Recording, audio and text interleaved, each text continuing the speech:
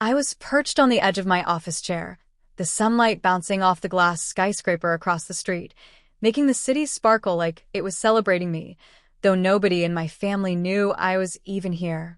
My silk blouse felt smooth against my skin, a small comfort as my phone buzzed insistently on the mahogany desk. I ignored it at first, letting the hum of my minimalist office sink me into calm. But the persistent vibration broke through. A message. Not just any message. This one was from my brother, Ryan. My stomach sank the second I saw his name. He had a way of making the world feel small, as though only he had the VIP pass. And now, as I scrolled, my breath caught. A string of photos from a family event, his smirk plastered across the screen. The caption mocked me, slicing through my carefully maintained composure. This is only for VIPs or family who mattered. I pinched the bridge of my nose, a bitter laugh escaping me.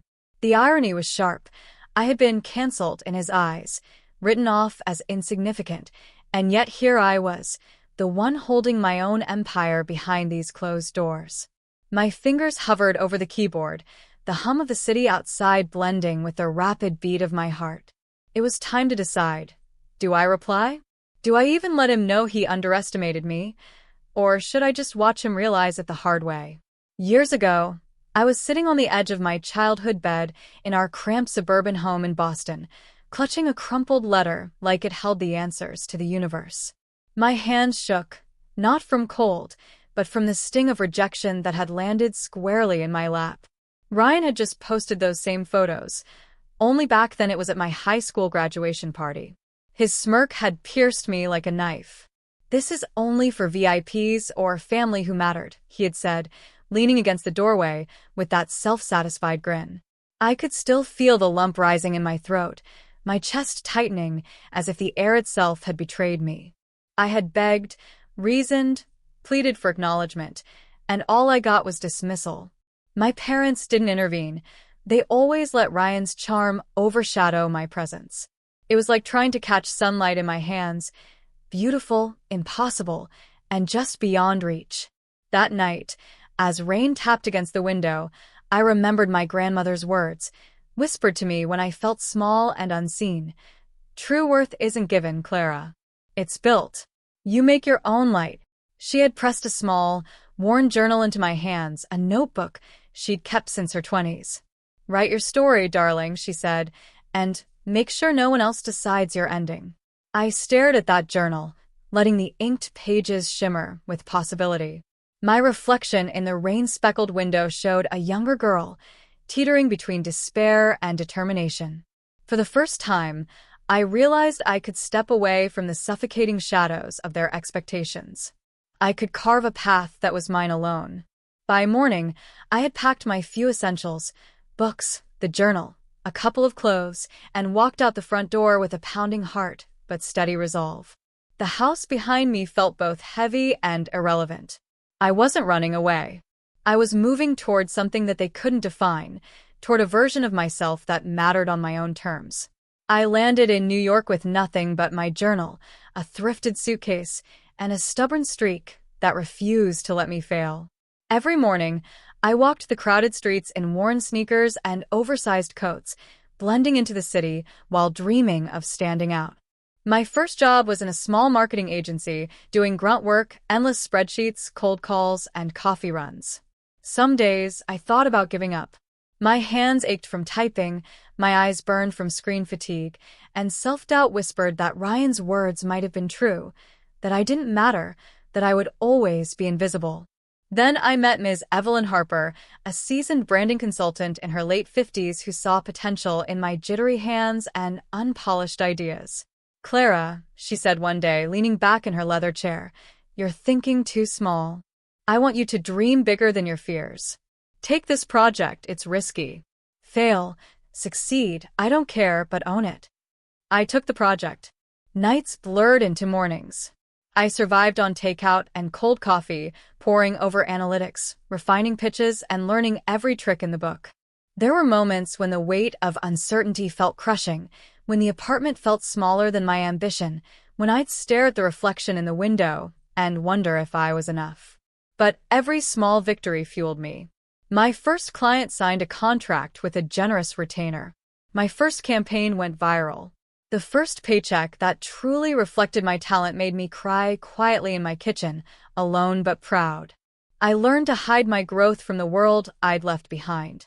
Social media posts were curated to seem modest, occasional snapshots of city life, coffee cups, and smiling friends, but never the boardrooms, the press mentions, the financial gains.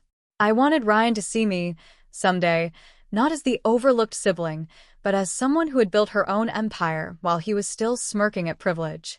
By the time I launched my own boutique branding firm, I had become a woman who knew her worth, one who walked into rooms with confidence, who spoke with authority, and whose name carried weight in industry circles. All the while, I carried my grandmother's journal in the corner of my desk, its pages now filled with every lesson, every small triumph, and every plan for a future I designed. The city that once swallowed me whole now reflected me back, vibrant and capable. And I knew, in the quiet moments, that the day I finally faced Ryan again, the girl he had once dismissed would be gone, replaced by a woman who didn't need anyone's validation to matter. The day they arrived, I made sure everything was exactly as I wanted, elegant, understated, yet unmistakably a reflection of who I had become. My office overlooked the skyline, sunlight spilling over sleek desks and minimalist art pieces that spoke of taste, not excess. The shelves held awards, framed articles, and a few personal touches. My grandmother's journal, a tiny bonsai tree, and a photograph of a city I had conquered on my own terms. Ryan stepped in first, the familiar smirk on his face, like he already owned the room. My parents followed behind, faces a mix of polite curiosity and subtle doubt.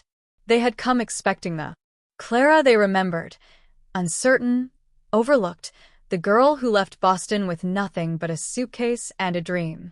I let them take in the space, holding their gaze just long enough to let the silence stretch, to let them notice the details, the brand plaques on the walls, the sleek office furniture, the assistant who quietly handed me a folder of documents without needing instructions. Their eyes widened, lips parting as if to speak, but nothing came. I could almost see their internal calculations racing. How'd she? When? Finally, I let my voice fill the room, calm but deliberate. "This is my company," I said, gesturing to the plaques lining the wall. "I founded it, built it, and manage it every day. My net worth is 6 figures, more than any of you probably imagined. Those campaigns, those clients you never even knew about, they're all mine." Ryan froze, his smirk faltering. My parents blinked in disbelief, mouths opening and closing like fish out of water. My assistant stepped forward, handing me a tablet with the company's latest quarterly report. I turned it toward them. "Everything you've been seeing online? That post, that party, that VIP nonsense? Completely irrelevant to the real work, the real success."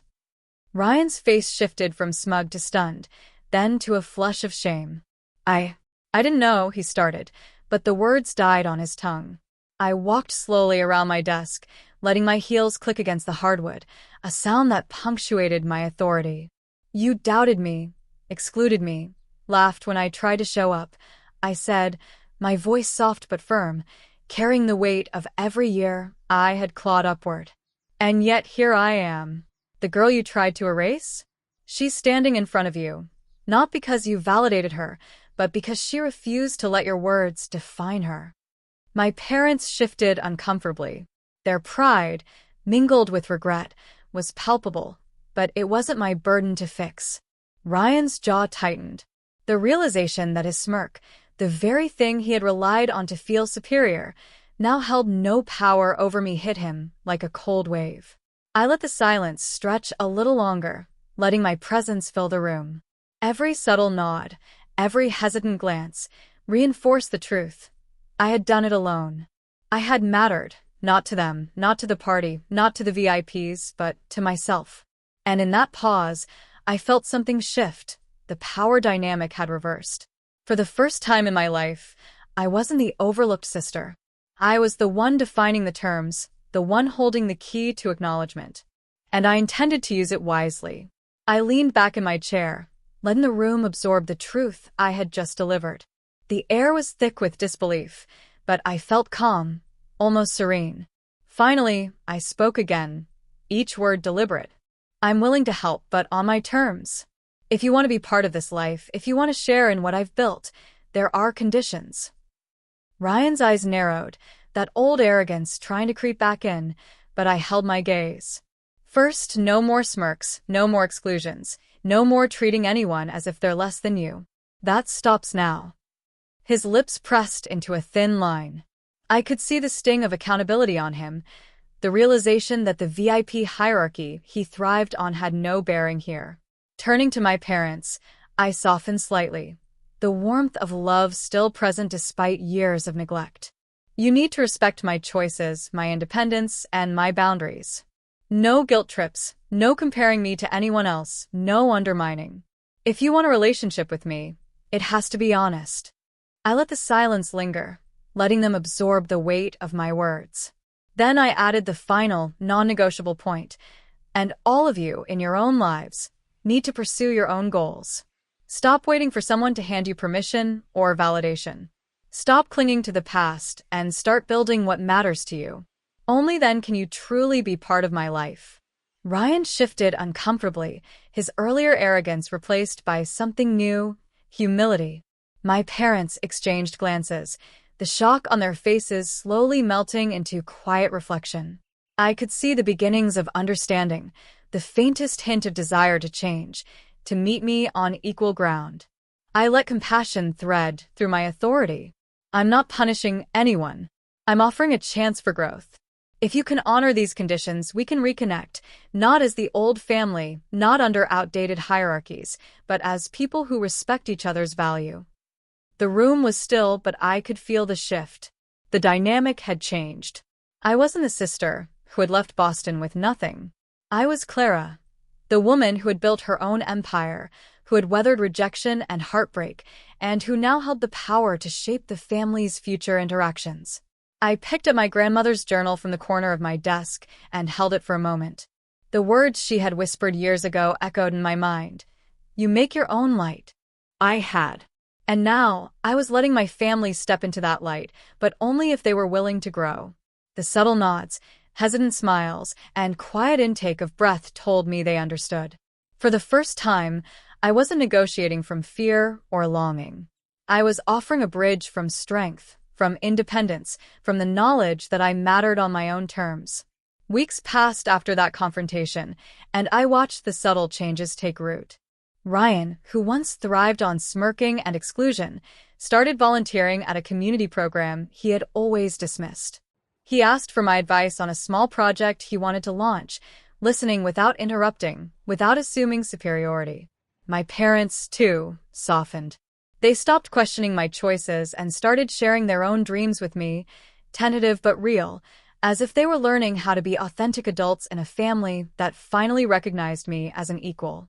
I, too, changed, not because they changed, but because the power shift allowed me to release old grudges. I spent quiet mornings by the window, journal open, coffee in hand, reflecting on how far I had come. Every achievement, every small victory, every sleepless night had built the woman I had become.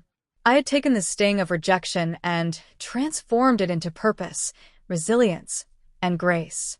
One afternoon, I held my grandmother's worn journal in my hands again.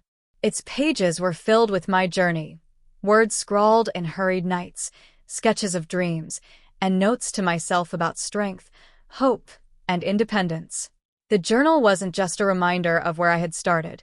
It was proof that self-belief could outlast dismissal, and that the light she had told me to make had indeed been lit.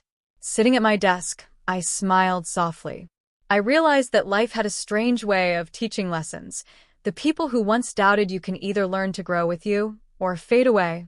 My family had chosen to grow, and I had chosen to hold my own ground while letting them meet me there. The city outside gleamed in the evening sun, a reflection of a life I had built with my own hands. I closed the journal gently and whispered to myself, a private affirmation that carried the weight of every struggle I had endured. I matter. On my own terms, in my own light, and no one can take that away. It was a simple truth, yet it was everything. And for the first time in years, I felt completely, unequivocally at peace.